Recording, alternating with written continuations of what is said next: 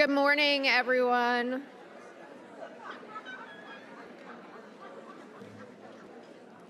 Good morning and welcome to all of you. I speak for everyone at YWCA when I say how thrilled we are that you've chosen to start your morning with us. On behalf of YWCA, I extend a very special welcome to our guests who are attending our breakfast for the first time. I'm Nancy Craik, president of YWCA Delaware's Board of Directors.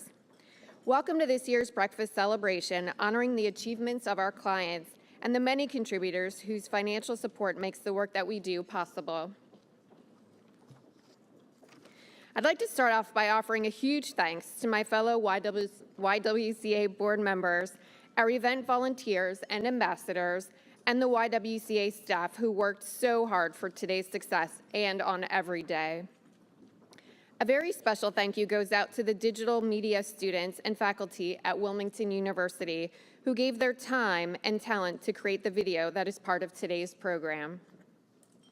Our honorary co-chairs, Mr. Clint Walker, Chief Administrative Officer and member of the Board of Directors of Barclays Bank Delaware. In addition to being a leader in the banking industry, Mr. Walker is a member of the Board of Cancer Care Connection and chair of the boards of the West End Neighborhood House and Friar Charter School. And honorary co-chair, Congresswoman Lisa Blunt Rochester, a trailblazer as the first woman to serve in the United States Congress, a former YWCA board member and ardent supporter. The Congresswoman has demonstrated dedication and commitment to our mission for many years. We are honored and deeply appreciative that she serves as an honorary co-chair and regret that she is unable to join us this morning. We welcome today Delaware First Lady Tracy Quillen Carney and State Senator Margaret Rose Henry. We would not be able to host this lovely event if not for our generous sponsors, Barclays, DuPont, TD Bank USA, the News Journal, Wilmington University, Barbicane Thornton and Company, Sinair. And thank you to our Changing Lives Society members. These individuals are recognized by the orange ribbon on their name tag. Their long-term financial commitment to YWCA gives us confidence to plan for the future and continue to provide transformational programs, many of which you'll hear about today. YWCA Delaware has been working for the people in this community through 3 different centuries. If we look back to our beginning, things appear to be very different. Clothing styles, food preferences, and home systems have all changed dramatically, but a family's basic need for clothing, food, and shelter remains the same. In the 50s, when many women couldn't rent an apartment on their own or couldn't secure a living wage job, YWCA was there with a safe and affordable residence and career training opportunities. When women entered the workforce and needed safe, affordable spaces to care for their children, YWCA was there to provide them. Fast forward into this century, when families were ravaged by the housing crisis and plummeting investments during the Great Recession, YWCA was the nurturing and expert hand that steered many back to stability. And now, as we're devastated by the headlines about so many people affected by domestic and sexual violence, communities torn apart by intolerance and hate, and our youth's hopes and dreams snuffed out before they even get started, we can look to YWCA once again for timely, relevant programs to lead us through periods of uncertainty and inspire new opportunity and hope. This is why today's theme, Nurturing Persistence, is the perfect way to describe YWCA's own determination to affect change. It takes persistence for a family to overcome the challenges that resulted in homelessness. Persistence helps a survivor of sexual violence face a new day with confidence. And it takes persistence to nurture a garden like the New Beginnings Garden at Home Life through summer heat to a bountiful harvest. Today we share that harvest with you.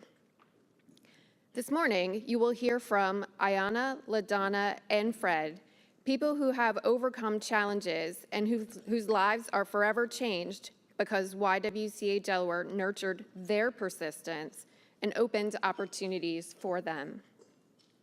Some are still on their journeys, and they are doing it with YWCA by their side.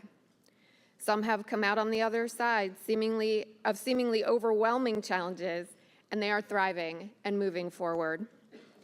As a donor and a board member, they motivate me to contribute my time and financial resources. I hope you will be inspired by the women, men, and children who wanted to tell you all today what YWCA has meant for their lives. Please enjoy your breakfast.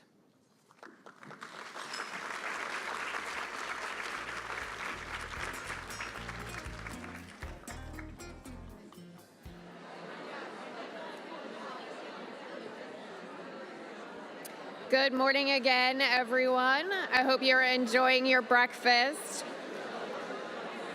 It is now my honor to introduce some of our children from Home Life Management Center who have prepared a special performance of the song, Yes I Can, for you. Those of you who have been fortunate enough to visit Home Life Management Center know that it is a safe place where we provide emergency and transitional housing to dozens of displaced families each year. Bernicia Jackson, a former resident of Home Life, is now supporting herself and her family and giving back by working with underprivileged children. After the performance, we'll continue along with the program. And now, please help me welcome Home Life singers under the direction of Bernicia Jackson.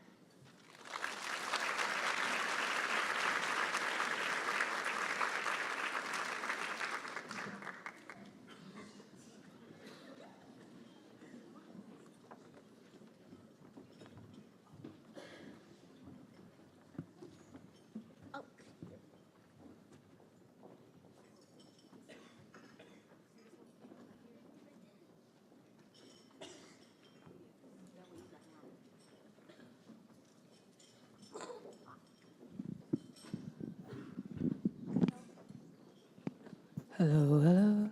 Good morning, everyone.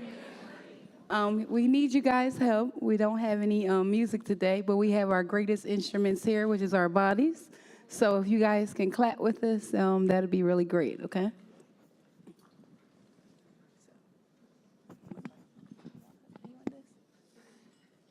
You gotta be loud.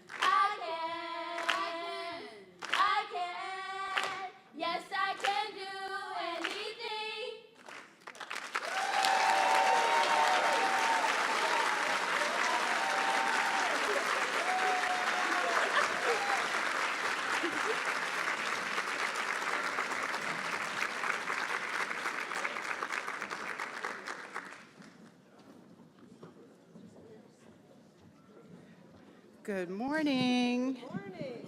Isn't that a great way to start the day? Yeah, I agree. Okay.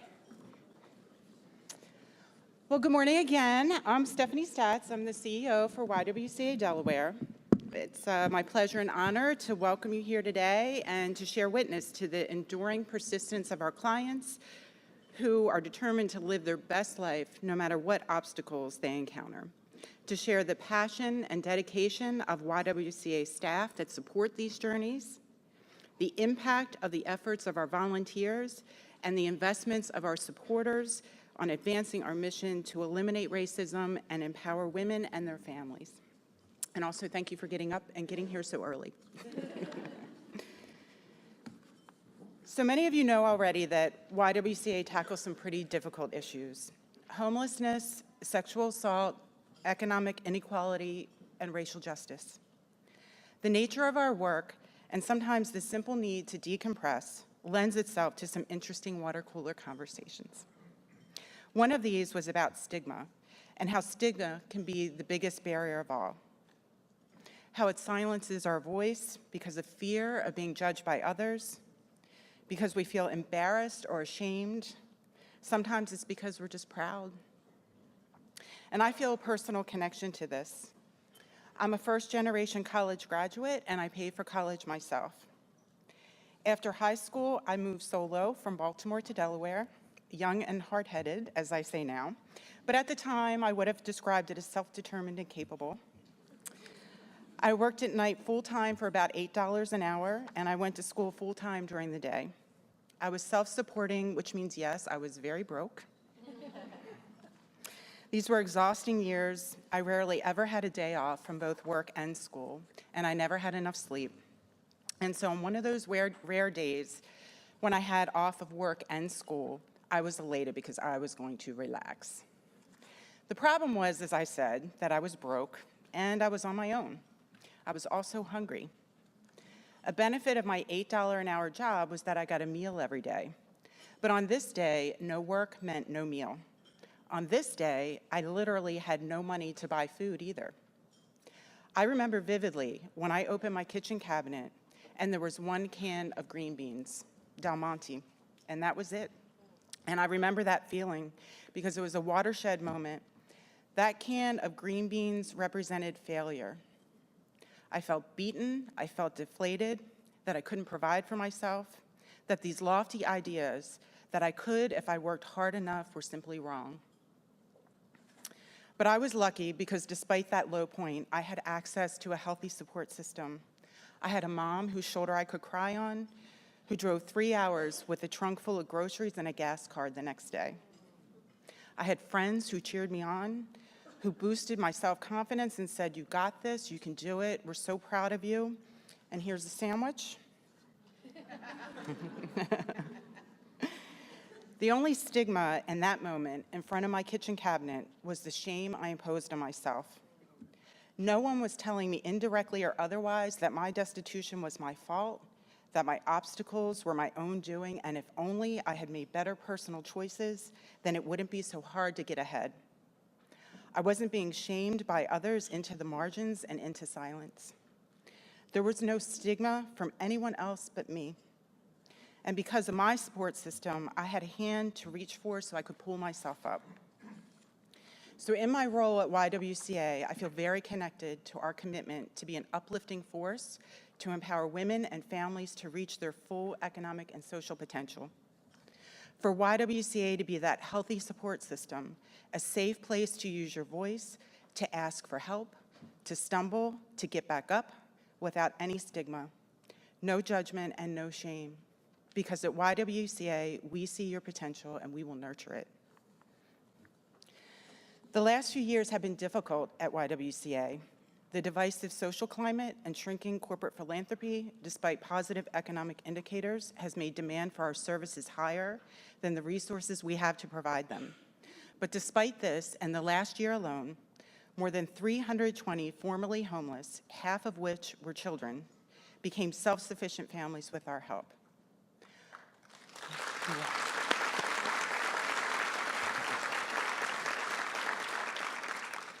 Over 600 victims of violence received emergency advocate support from YWCA to ease their trauma and navigate the recovery system.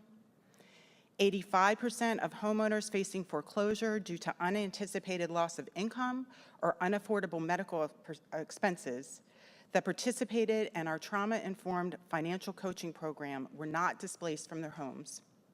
And more than 90% of girls in our youth development program developed a sense of purpose, a positive view of their future, goals and actions that support their upward mobility.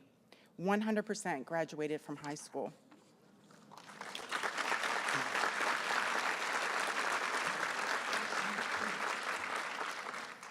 Over the next 3 years, we will implement our new strategic plan. We will ensure that programs address the distinctive contemporary needs of women and girls at the intersection of race and gender to facilitate equity and opportunity to achieve their full potential. We will increase our advocacy and civic engagement efforts to ensure that voices are amplified on issues related to our mission. And we will identify innovative ways to strengthen our revenue streams and diversify sources so we can continue our work even when the priorities of entities who fund us shifts. These goals must be achieved so we can continue to help people who need us, to strengthen families, to keep women safe, prepare girls for the future, and facilitate equity and social and economic opportunity. And it's up to all of us to make that happen, and I invite you to join us. Thank you.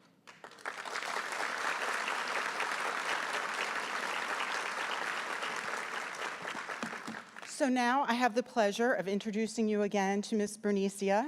We have Ayana, who was a recent graduate of our youth program, who unfortunately not only experienced car trouble this morning, but also has some directional challenges. So hopefully she'll be able to join us later in the program. So Bernicia is going to join us up on the podium and share her story.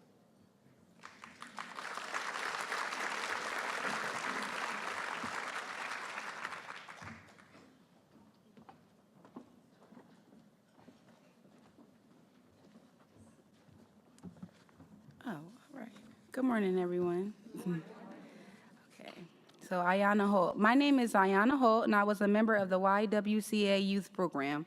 While in high school, the vice principal at my school, Mr. Slade, suggested I participate in this program. He saw that I was focused on my schoolwork and saw potential in me. In the program, we talked about the future and going to college. I wanted to go to Lincoln University, and my mom supported me. We didn't know how I could pay for it, but she always said, if it's meant to be, we'll find a way. I now attend Lincoln University. Without the YWCA program, I don't think I would be where I am today. YWCA was first introduced to me my sophomore year of high school. It was a great program that helped to empower young ladies. Our mentor was Miss Stacy. She excelled in educating us about having a successful future as far as going to college, being financially stable, and etc. She met with us a few days of every month and made sure we were on our A game. We had talks. She gave advice, and she was always so supportive. My senior year, she introduced a scholarship to us called the Sally Rask Scholarship. She emphasized how beneficial it would have been to us in going to college. The scholarship consisted of a full ride to any Delaware college. I kind of brushed away the opportunity because I already had it set that I wanted to go to Lincoln University in Pennsylvania. When she met with us a few weeks later, she really encouraged me personally to apply for the scholarship. College isn't free, and an opportunity like this would be anyone's biggest wish. Seeing how much of an opportunity I had thrown away motivated me to get the job done. I wrote the essays, got my transcripts, and everything else that was needed. When we met again, I was one of the only students who got everything done. Although my essays weren't lengthy, she saw that I was determined. She must have seen potential in me. I found out later that Miss Stacy believed in me so much she even spoke to the scholarship committee about me. She convinced them to talk to me even though I planned to go out of state for college. Miss Stacy stayed a whole school day with me and made sure I made those essays longer. She made sure I elaborated on a lot, and she helped me type them so they could be submitted. A few weeks later, I got a call. She told me I was one of the nominees to get interviewed for the scholarship. I went to the interview with so much confidence. We talked, they asked questions. They were very surprised by my many, many talents, my personality as well. They asked me what college I wanted to attend, and I told them Lincoln University. That's when the big question popped. You do know that this scholarship is for Delaware schools, right? I knew this, but I didn't let that stop me. They asked why I wanted to go to Lincoln. It was the only college I had applied to because I loved it so much. The campus life, the classes, the environment, everything. The interviewers were husbands and wife. The husband leaned more toward me, but the wife gave an impression that I couldn't attend Lincoln with this scholarship. Before I left the room, she said, apply to a Delaware school, UD, and call us back as soon as you do. I was very upset, but it didn't show until I left the room. I cried, actually.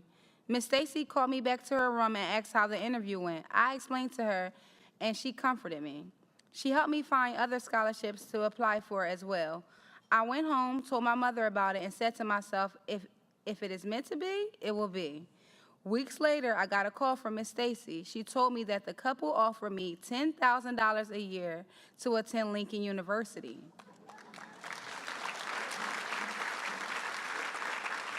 I was so excited. From that moment, I knew God was on my side, and it was meant to be. Without the YWCA, I may not have been able to attend Lincoln University. This put my mother in a better position as well. She is a single mother with 2 children. She does her best to make all ends meet when it comes to us. I started doing hair in high school to make money because she had to pay bills. She had to provide for my sister, and I felt like her being a single mother, she needed a break. She got her break. Throughout high school, I barely had to ask her for any money because doing hair took care of my expenses. YWCA put me and my family in a better position, and I thank everyone who supported me throughout this journey.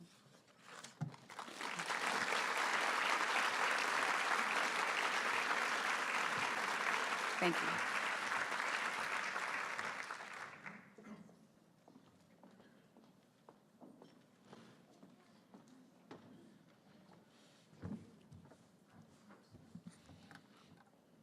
Good morning, everyone. Thank you for coming out to celebrate with us. When I initially walked through the doors of the YWCA in 2004, all I can think of is about hope. I think I can, I think I can, I think I can. Not really sure what I can do or what will really work. With my chin in my chest, I kept thinking about the audacity of hope. You see, I had just gone through a divorce at the time, and I had a beautiful baby boy, young boy, depending on me. Because of the divorce, I lost my financial support and eventually became homeless and didn't know, what to do. And I felt like I was running out of options. And luckily, I was still employed, but it just wasn't enough to support me and my son at the time. I found a shelter that I was able to rent out to in Newark. And during those months I resided there, I just kept thinking over and over again about how my life must change. I must figure out a way to support my son and myself in a better way. The bright idea was to start my own business to make extra money, but I just didn't know how to get started. You'll be surprised to know that I was a college graduate, a chemist that had published research work under my belt. But just because you're in college and you have a degree doesn't mean it was easy to find a job for so long.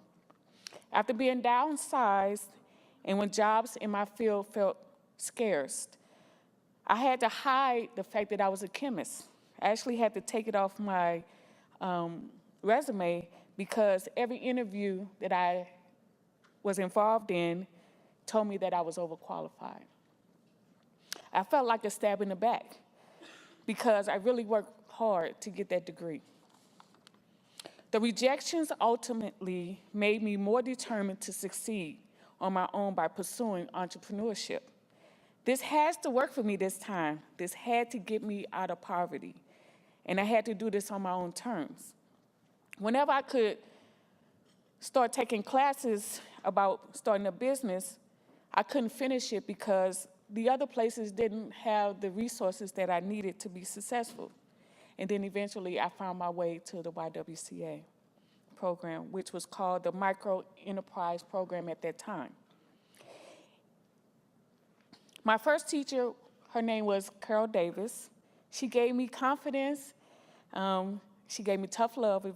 And shortly I learned that through entrepreneurship, it would just take time. And it just required more dedication and commitment. At the YWCA, the classes kept me focused on my goal to have a business of my own. And I figured I had to grow with it little by little until it came through. So my stick-to-itiveness kept me going, and there I had something on the horizon. Something had to be better. The YWCA kept encouraging me to stay focused because they saw something in me just like I saw in myself. My counselor, Carol, Ms. Davis, often reminded me how I enjoy the chemistry and how one of my dreams was to make a drug testing kit. And she said, just go for your passion, just stick to it. Let's see if it can make some money. Get the information, just go for it. And come back and let's see how we can make you go to the next level.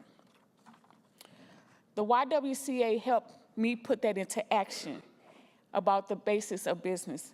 And that's how I was able to start my first company called Counteract Drugs. They also exposed me how to get contracts and connected me with the resources for minority businesses. At that time, it just wasn't enough to live on, and it eventually became a side hustle. I often underbid and just got contracts, just because that's the livelihood, that's how you learn. And I was just learning about how to do business. But over the years, I evolved as a person and slowly got back on my feet. I started working for other chemical companies. I eventually started teaching at Delta Community College as a professor and also working at a holistic health center all at the same time. The YWCA evolved with me also. I grew with them. Each time I came back, I was ready for a new lesson, and they had more to teach me. Now, when I came back for the last time, I entered into a program called the WAN program, Women Achieving New Direction, and I felt that was me. Eventually, it was a time to get real about my business. My main source of income needed to increase, and it couldn't just be a side hustle. My business needed to make money, and I learned how to understand the difference from making money to being profitable. The vital link that shifted my business from a side hobby to a livable income base is when I did attend the WAN program. My counselor, Troy Farmer, was a vital link to my success and where I stand today. I am so proud of myself.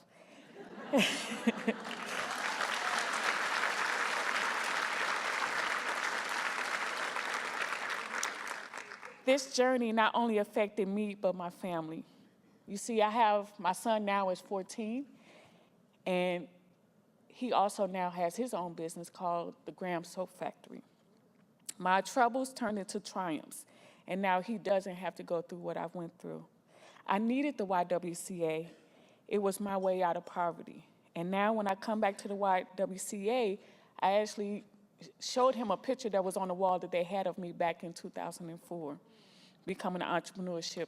That was just the most proudest moment because he can actually see that how long I've been working for us to get stable.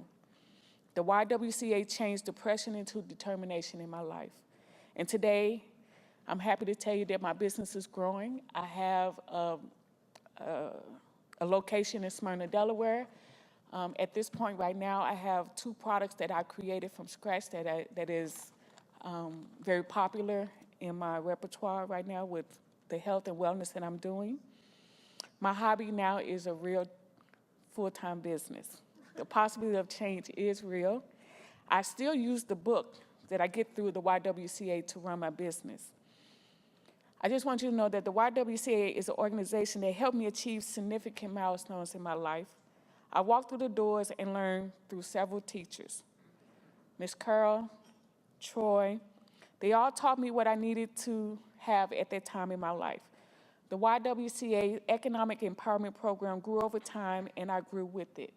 I'm exactly where I want to be, and I'm so proud of it and happy because of the YWCA involvement in my life. The YWCA community is awesome. They did nurture my foundation. Yes, I can do it, and I am definitely empowered. Thank you for attending.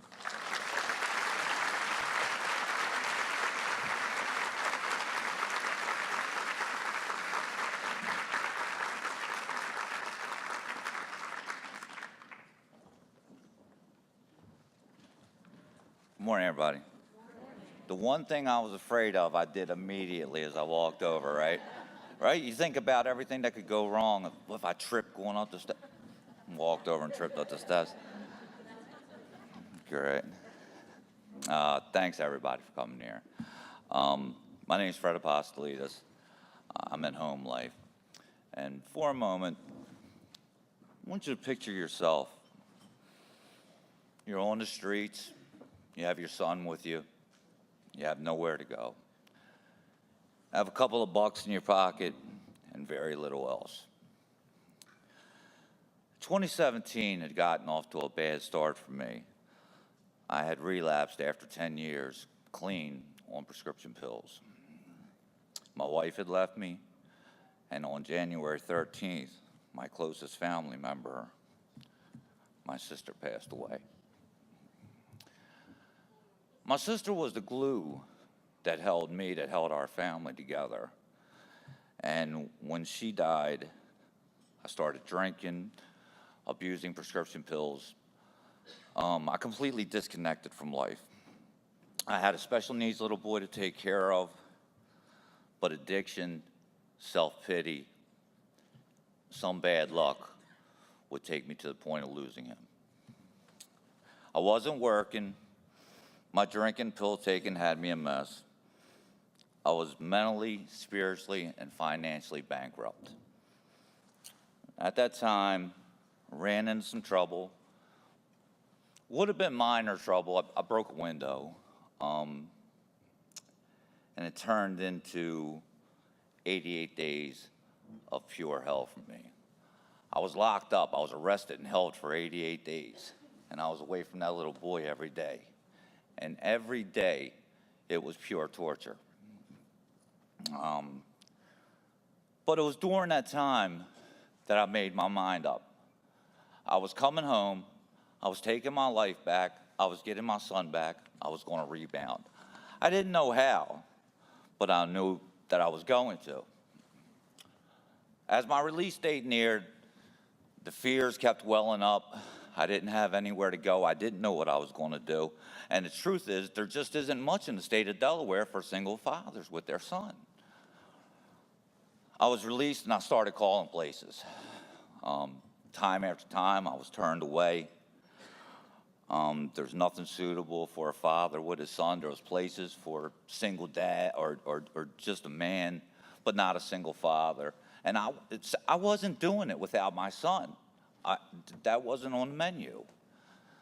Anyway, I called the homeless number, and they instructed me to call the YWCA. I called, and I spoke to who I now know as Erica, and I was like, well, when can I come? She said, come over right now. And I don't know if you can relate to how that feels, to know that you're going to go into a safe environment with your son, that's available for you. I didn't know what to expect, but when I got there, I was surprised. I was treated with dignity. I was treated with respect. Ms. Johnson did my intake, and I took a chance, and I told her everything. I was fresh out of jail. I had a substance abuse problem.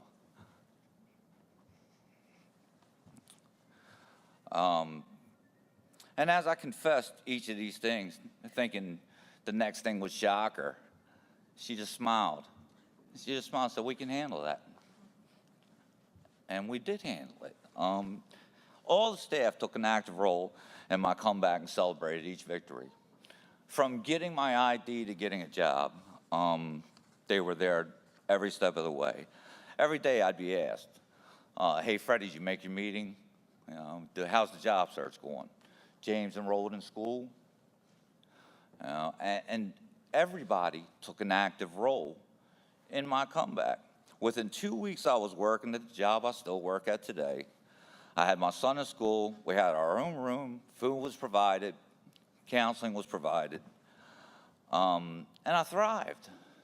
I met Nancy and Fred there, and it was actually Fred who told me, you know, do your chores, do what they tell you, you'll do fine. I took his advice, and I buckled down, and I have thrived. I was recommended for transitional housing on side 2, where I'd have my own apartment. Before you move over, you have to meet with Ms. Pettaway, the director. I hadn't met her yet because, unfortunately, for her position, you usually meet her when you're in trouble, and I hadn't been in trouble, so I didn't know what to expect. When I walked in, though, I was really surprised. Ms. Pettaway kept close tabs on me. She knew about me. She knew what was going on with me, and she knew about children with special needs, a lot more than I thought she knew. My fears quickly melted away, and I found it a pleasure to sit there and talk with her. And I was approved for side 2. I've been there a little over a year. I've gotten to know all the staff at the YWCA, and I can tell you that each and every person there goes above and beyond what their job is. They care about the people that come in. I've done the work there. I've taken the classes provided. I graduated 2 classes. Where's Troy? With perfect attendance. Perfect attendance. And just recently, I met with lenders. I'm about to buy my own home. Yeah. Thank you.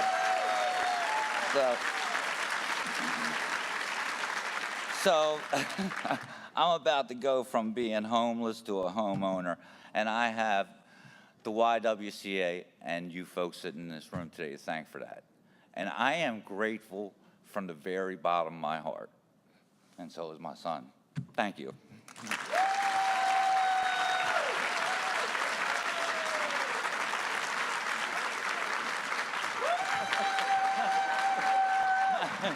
Just say thank you. Thank you. Just thank you. There you go.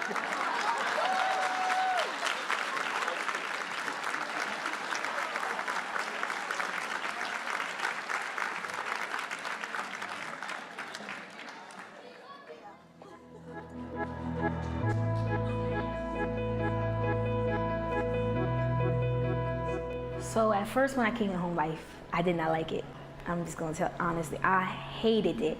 I only hated it because I hated the fact that it was a shelter. And so I was like, you know, I'm just gonna be here for the moment and that's it. I really didn't want to open up to tell no one what was my situation, my living situation. And when I got assigned to Ms. Royster, who was my case manager, I gave her so much trouble. I didn't want to tell her about my finances. I did not want to tell her nothing. So she didn't give up on me. She kept pushing me. And so because her push and her not giving up as me being her caseworker, I didn't feel that judgment. And so because I didn't feel that judgment with her, I opened up to everybody else. When I was a kid, I moved consistently. I went to like 3 different elementary schools. I went to like 2 different middle schools. I went to 1 high school. So I realized that I did not want my daughter to go through that same repeated cycle that I went to. But I always, it be times where I felt like I failed her as a mom because I wasn't able to, you know, provide for her financially. And so now I think that she became more happier with being in her own and being able to have her own room. She just something that I love so much. Like my daughter sometimes encourage me. So my goal is to own my own house. My goal was to own my own house so that when I leave this earth, I have something to leave for my daughter. And I am on my way to moving into my own place 2 years later. And so it's a big eye opener for me, but I'm still shocked at how I progressed from being at the Home Life Management on side 1 to being on a home life management side too, to now going into my own, which is reality of actually living and have to pay, regular rent. I would cry to Ms. Wilson and I say, I'm scared, I don't think I can do it. And then she encouraged me, she said, look how far you come, you can do this. And then I end up, being happy and excited. So I'm excited now. So I thank the YWCA for all of their encouragement and their help with helping me get to that point of maturity and growing into the place that I am today.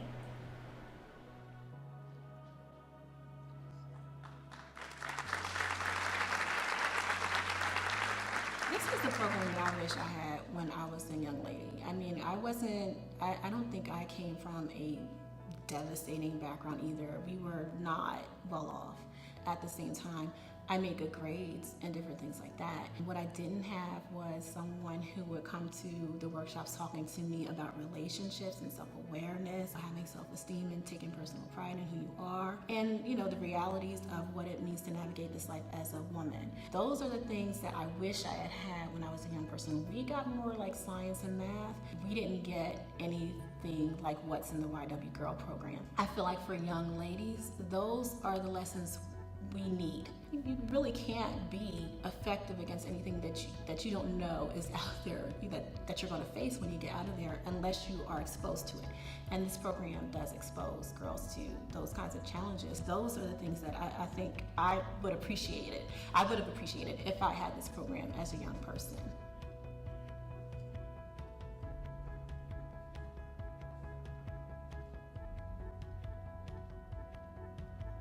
I talked to a woman about what happened. I spent a week upset, confused, and very angry. She told me I was assaulted. It was like confirmation that I needed. They walked me through everything to the point of going to court. Literally walked me to the court, into my trial or the hearing and everything, and his arrest. I felt heard. I felt taken serious. I had the counseling, I had people to talk to, I had a support group, I had information, I had so many things that helped me along the way. The whole big thing was not letting this take anything away from me. And I didn't have to do that alone. I didn't have to figure it out by myself.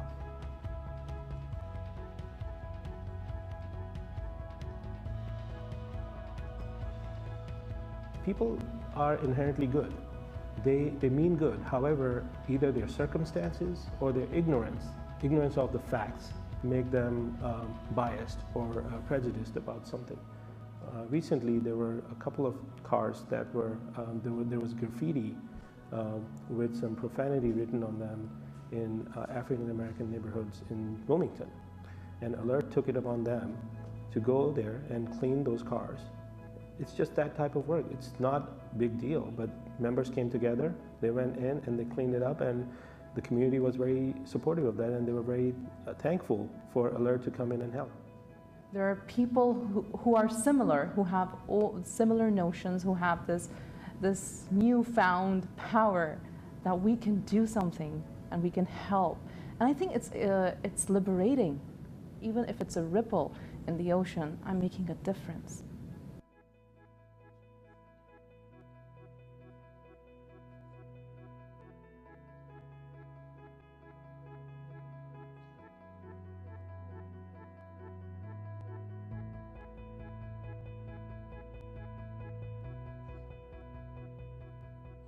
Because the day that it went through, there were no more shocked faces in that room than all the people sitting around my table.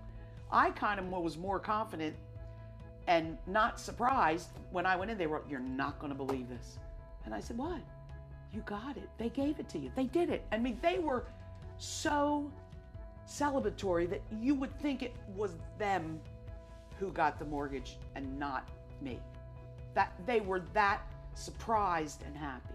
A charity that so affected a person's spirit, because you don't know what it's like not to have a home until you don't have one. And for you to give that gift to somebody, you have lifted up their spirits, their love, their family, their hopes, their dreams. And if you have that financial ability to change someone's life, why not do it?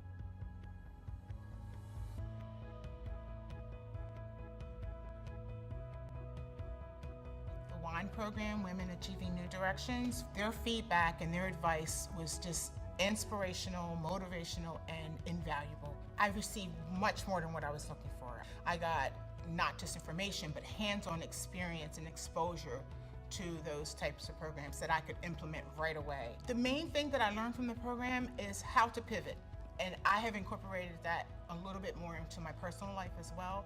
Like, life happens, you know, how do you deal with that, and how do you change, how do you turn? I learned information that I was able to implement right away. I'm using the web-based information that I received. I'm utilizing my business coach. They were always available, and they are still available. Like, I keep coming back because I'm like, oh, I need to ask another question. I need some advice about this, and the door is always open. And I think it's a much needed resource in our community, and I haven't found it anywhere else.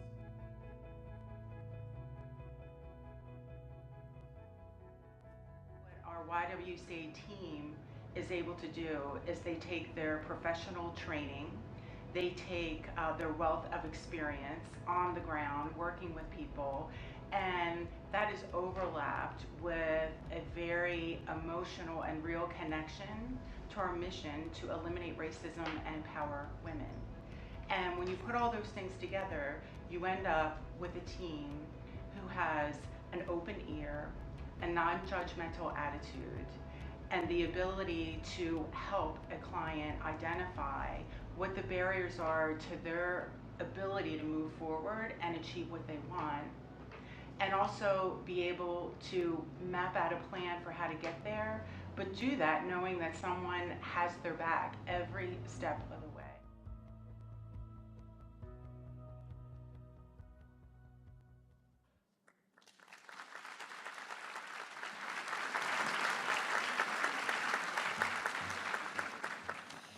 Hello, everyone. I'm Eileen Donnelly, and I'd like to welcome you and thank you so much for being with us this morning. I count myself among the fortunate leaders of YWCA Delaware. As one of the prior members of the Board of Directors, I'm personally committed to nurturing the persistence of both YWCA and its clients for the long term. I think you'll agree, after hearing the amazing difference YWCA has made in the lives of our speakers, that it's easy to see how this organization could mean so much to me and hopefully all of you. As a former board president, I can speak for all of us when I say we feel the weight of the importance to give back and help YWCA change lives. Every decision we make to keep YWCA strong, effective, and future-focused, we keep in our minds and in our hearts the thousands of women, men, and children we serve each and every year. That's why it's so important that before I ask you to give generously, I share with you that 100% of our board members have made meaningful financial contributions to the YWCA. Today, Ayanna, through Bernice, LaDonna, and Fred, have beautifully and courageously shared how YWCA provided them with hope and helped them change the course of their lives. It is no small thing to get up here in front of hundreds of people. Each of our speakers shared that they feel a need to represent us, to tell how YWCA helped them reach for their potential. Because when they hope, YWCA will have the resources to help someone else. We're grateful for their bravery, their thoughtfulness, and that through their testimony, they reached back to hand and pay forward. You've heard some powerful examples today of how YWCA persists through challenging times and nurtures our clients to do the same. It's difficult to talk about personal challenges and related pain. When a light shines on what we hide, we feel exposed. Right now, some of the most vulnerable of those we help are survivors of sexual and/or domestic violence. The YWCA is a primary provider of sexual assault crisis statewide. Services where specially trained advocates listen, guide, and accompany a survivor to medical, police, and court appointments at their request. An average of 40% of all homeless women report domestic violence was the cause of their homelessness. 80% of female-headed homeless families report having previously experienced domestic violence. YWCA has responded by expanding its services, making sure every financial counselor, every intake person and case manager is equipped to recognize the signs of domestic violence regardless of the service she's seeking. And YWCA operates the only shelter in Delaware with housing specifically set aside for those who've been victimized by sexual violence. YWCA is an organization that evolves, meets challenges head-on, and is nimble in the face of adversity. Because of this, YWCA Delaware has more than a 120-year history of advancing opportunity for women, men, and their families. It's because of this stability that I feel confident in making a long-term financial commitment to YWCA as a member of the Changing Lives Society. I know that every dollar I give to YWCA is an investment in the incredible people you've heard from today, and thousands more every year. My gift is more than money, it's action. My job today is to ask you to join me, act by giving. Every dollar of your financial support goes directly to our operations. It provides shelter for a homeless family right now. It provides a supportive counselor to a family looking directly at foreclosure right now. It provides a helpful and caring voice on the other end of the phone by someone affected by violence right now. I have a special announcement to share with you. Leading up to today, several past presidents of the YWCA board and I made a commitment to create a special leadership gift. My generous alumni of the board know that YWCA needs the long-term dedication of its donors to continue its incredible work. Melissa Gonville, Grace Messner, Eva Verplank, and I have all contributed to the leadership gift of $80,000. I'm honored to contribute. Thank you. I'm honored to contribute on behalf of the YWCA and to thank my sister past presidents, several of whom are with us today. With this President's Challenge, your new gifts will be matched dollar for dollar up to $80,000. We want to double the impact of the commitment you make today with this match. This is action and our chance to make a difference. At this point in time, could the table host please pass out the pledge forms? Today's special President's Challenge match offers you a unique opportunity to maximize your investment in the YWCA's work right now. One way to do this is explained at the top of the pledge form, and that is to join the Changing Lives Society.